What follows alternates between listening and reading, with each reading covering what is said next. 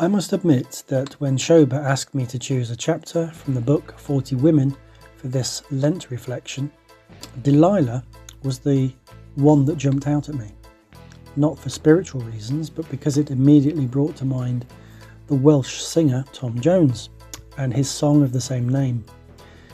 I have to say I was tempted to do an impression of him singing this song, but in the end I decided to spare you all. However, the lyrics to this chart-topping 1968 ballad written by Les Reed and Barry Mason do contain a similar sentiment to that expressed in the story of Samson and Delilah as found in chapter 16 of the Old Testament book of Judges, written considerably earlier than 1968. My Delilah. Why, Delilah? I could see that girl was no good for me, but I was lost like a slave that no man could free. Like the protagonist in Tom Jones's song, Samson too was smitten by his own Delilah, and she in turn betrayed him. If you don't know the story, Delilah, overcome with monetary greed, accepts a bribe from Samson's enemies, the Philistines, in return for the secret to his superhuman physical strength.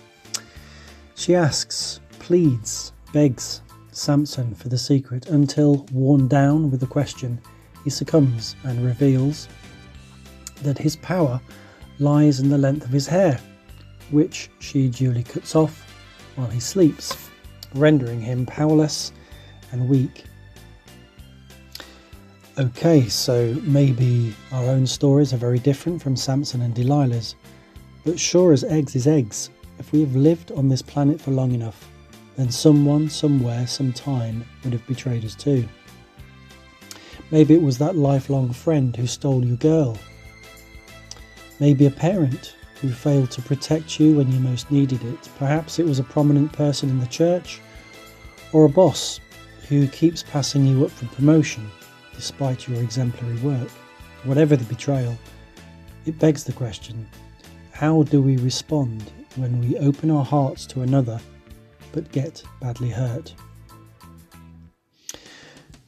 One response might be to build a wall around our hearts to protect ourselves from being hurt again.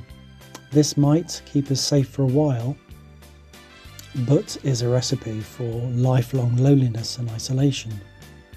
Or we could allow our pain to turn into resentment and rage that we direct outwards towards others as we look to get even, to seek revenge.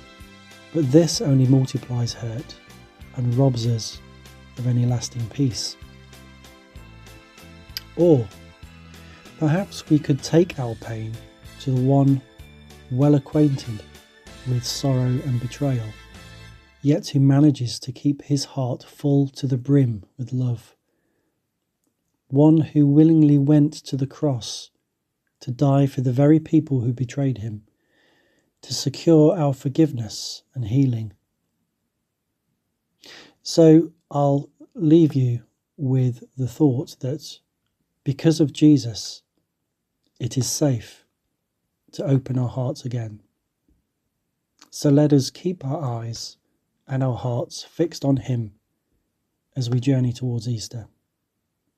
Amen.